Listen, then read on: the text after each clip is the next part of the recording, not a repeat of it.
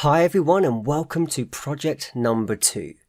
For this project, a supermarket chain called Foodie has asked us to create a shopping list application to help their customers whilst shopping. Now the application itself should allow a user to do a few things. Firstly, they expect customers to be able to add items to a shopping list, which hopefully is quite obvious. Secondly, they would like customers to be able to remove items from a list once they've added them to their basket.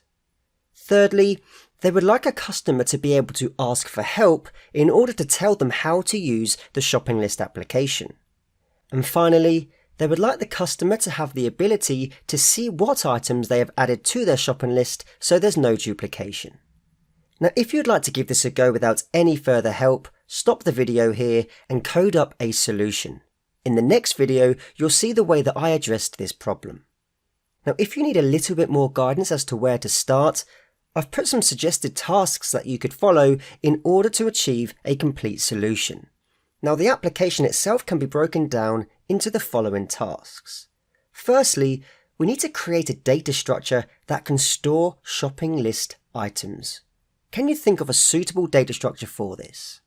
Secondly, we need to create a function to show a help menu to the user. How would we do this? Potentially printing things to the screen.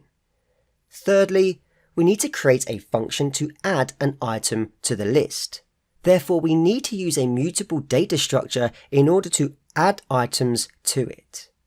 Fourthly, we need to create a function to delete an item from the list, very similar to step 3. Next, we need to create a function that displays the shopping list to the screen. And finally, with the functions that we've created above, we need to create a working shopping list program, and a while loop will come in very handy for this. So once again, when tackling a project like this, just make sure to break the problems down into smaller problems and address them one by one.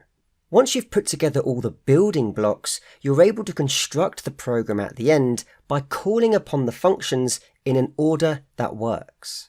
In the next video, I'll show you my solution, but for now, good luck with the project.